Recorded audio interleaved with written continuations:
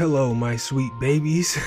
It's your least favorite gaming content YouTuber, Waifu Belector, the only fair human on Earth, and yesterday we got a slew of new announcements and looks at games, courtesy of the PlayStation State of Play. And there was some worthwhile stuff in there, so I thought I'd hop on here and give my takes on the stuff that was either notable or just caught my eye personally. Obviously, I won't be discussing everything because who are we kidding? Everything wasn't worth discussing. And some of the games I talk about are gonna be more long-winded than others. You know how it is. Anyway, remember to give this video a like if you end up enjoying and consider subscribing. But alright, let's get right to it. And we're starting with the personal one immediately. Sonic Racing Cross Worlds. What a name.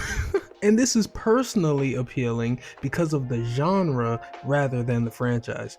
The Sonic franchise is riddled with mostly not very good games, but I'm a sucker for a good arcade racing game. And despite the Sonic franchise's penchant for mediocrity or worse, I still root for Sonic. I still root for the franchise. And I want him to be more than a cool mascot with a few charming characters and big movies. I want specifically for the fucking games to be good, which they rarely are. Anyway, that hope is why I'm actually talking about Sonic Racing Cross Worlds, because it does look good. It seems to be of good quality. A lot of the courses look really cool and fun. There seems to be a lot going on with the cars, and the boards from Sonic Riders are back. You know, Sonic Riders from back in the day. I'm not really sure how all of this stuff is implemented just yet, but color me interested. One thing I hope is that there's a decently sized roster of characters. That always helps. But regardless, I was happy to see Jet the Hawk from Sonic Riders back again, along with the boards. Lots of Sonic Riders hearkening happening here,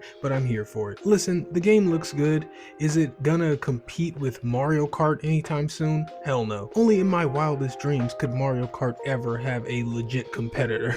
But even though it'll never sell like Mario Kart, I'm hoping that the game will be good enough that I'd hold it up next to the Mario Kart franchise, you know? But let's move on. Next, we saw Lost Soul Aside again, for the first time in a long time, and we finally got a date, May 30th. So that's cool, because I know a lot of people are keen on this game and have been waiting for this. But oh boy, get ready to fire up your keyboard because here comes another Waifu Belector hot take.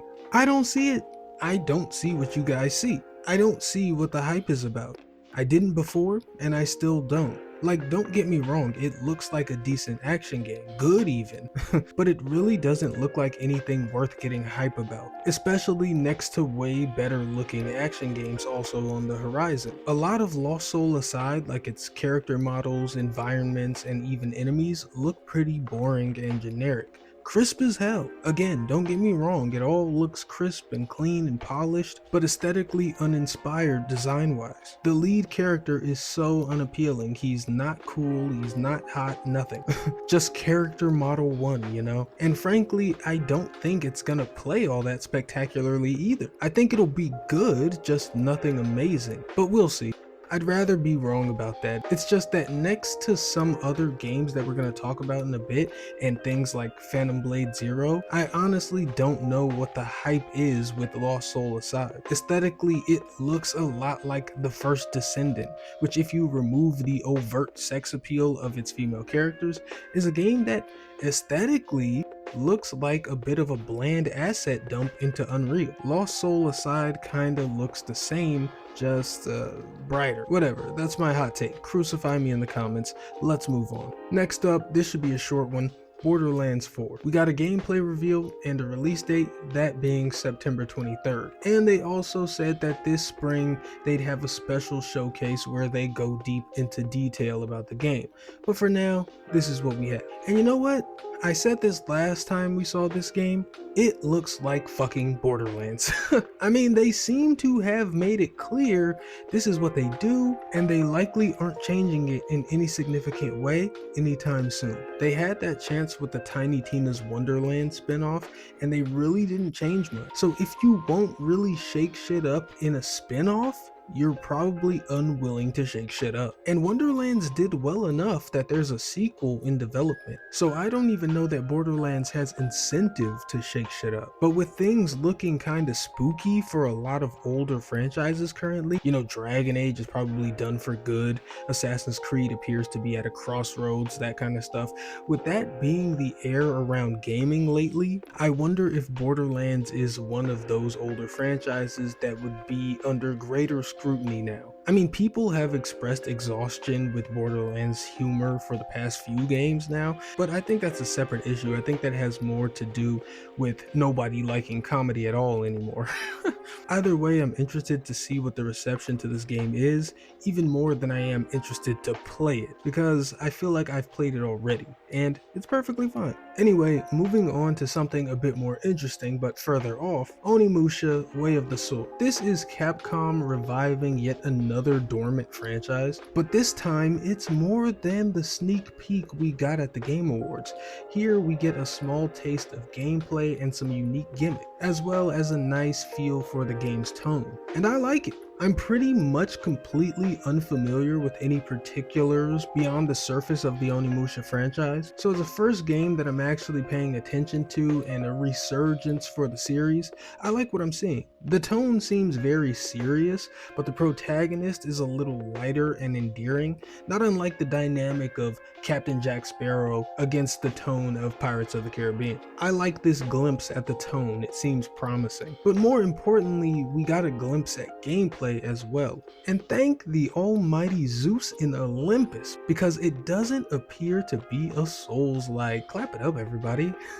At times, from what little we have, it almost comes off like a heavier Batman Arkham, but with swordplay rather than fists. Because in certain instances, you can kind of see enemies standing around kind of waiting their turn to attack, rather than relentlessly mobbing. And our protagonist also never appears to be in a lock-on, infinite sidestep or backpedal position. There doesn't even appear to be space for that. But one could assume that if the game does have a slower Arkham combat to a degree, that reduced speed would probably mean it hurts a bit more if and when you get hit. But probably the most interesting part of this limited gameplay was the cool environmental interactions. We get to see the protagonist hunker down behind like a board or something that he props up off of the ground before kicking it into all of the enemies. He also throws an enemy into like a clothing rack or whatever. It's cool. We also see one of the huge enemies toss one of the little dudes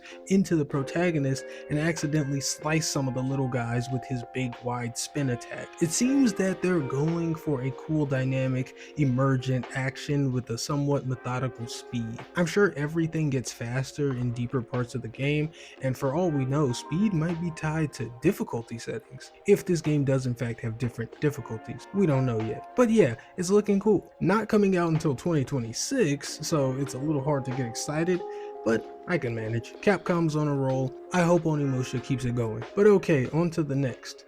We got a new trailer and release date reveal for Metal Gear Solid Delta, the Metal Gear 3 remake. It comes out August 28th, good to know. But you know what? I think I've got a hot take on this one too.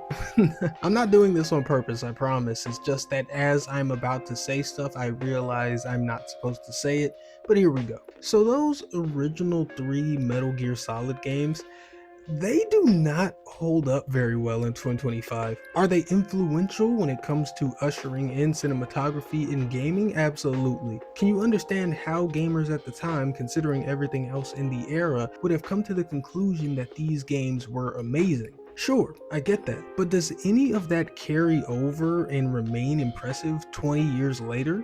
Not really. Don't kill me, but I would even go as far as to say that MGS 1 and 2 are just flat out bad games in 2025. No one without nostalgia for those games would play them right now and think they were good. Not in 2025. Not 20 or so years removed from the old standard. Calm down, don't kill me, it's true. Now MGS 3 definitely has more redeemable qualities, and I think the boss fight with the end is even impressive right now. But in totality, by 2025 standards, it's just an okay game. That's the truth. We're not supposed to say it, but that's the truth. But why am I talking about the old games? We're here to talk about the MGS3 remake, a modern remake. Well, I said all that because to me, MGS Delta appears that it's going to be too faithful. It seems like minimal changes are going to be made and it's pretty much just going to be MGS3 with better graphics. I mean, hell, they didn't even update the voice acting and Lord knows some of it is pretty ass. So I think, like the Demon Souls remake, this game is just going to be overly faithful to what isn't really a great game in the modern era and ultimately deliver a pretty mid gaming experience. But hopefully not. Hopefully I'm wrong. And honestly, just save your comments about how all the MGS games are actually amazing in 2025. I don't care, you're wrong, you're nostalgic, and you won't get through to me. Save yourself the trouble. I like some games that don't hold up too. It happens. Relax. Anyway, next is a new game revealed at this state of play called Tides of Annihilation. This game looked pretty cool and to me was one of the action games that I'm just more excited for than Lost Soul aside. This and Onimusha. Tides of Annihilation just had more sauce and uniqueness to its visual presentation, in my opinion. It doesn't look as constructed of flat, unreal assets. Now, we didn't see any gameplay that suggested some super unique mechanics or anything, but against a less generic backdrop, it just presents better, you know? It just feels like a game with a personal touch, same as Onimusha, but Lost Soul aside, doesn't feel like that to me. But Tides is likely a long way off because there was no date at all for this, but regardless, it seemed really cool, really interesting, and I'm looking forward to seeing more in the future. There was also this game called Metal Eden, and this is just a personal pick for me.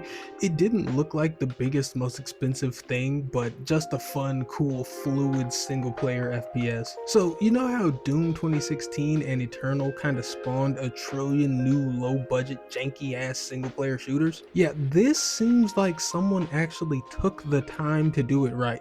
This game looks like it actually feels good to play. That's what's so great about Doom and Wolfenstein, they feel good to play, and Metal Eden seems like they're on the right path from the look of things. Of course, I'll only really know once I get my hands on it.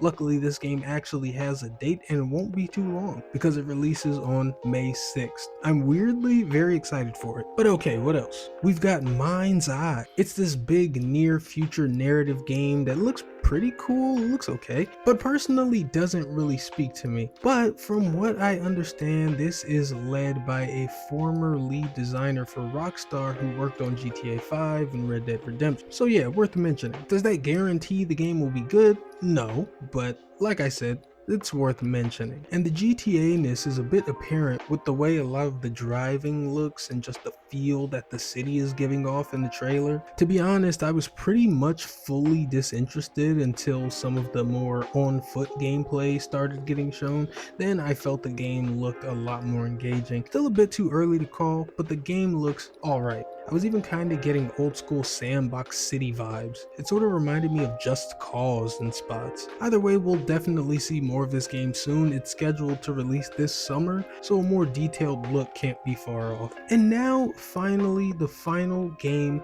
Sorrows. This is Housemarque's new game. 5 years after Returnal, Housemarque returns with a game that is not Returnal 2, but seems to be set up exactly like Returnal.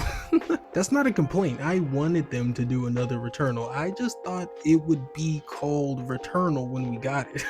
But to be fair, I'm just assuming, because there's no gameplay here, just a CG trailer, but the CG trailer implies some sort of loot, and the monster that the protagonist faces at the end is a very Returnal-like enemy. And in our protagonist's eyes, we can see the bullet hell storm of orbs heading at him, just like Returnal.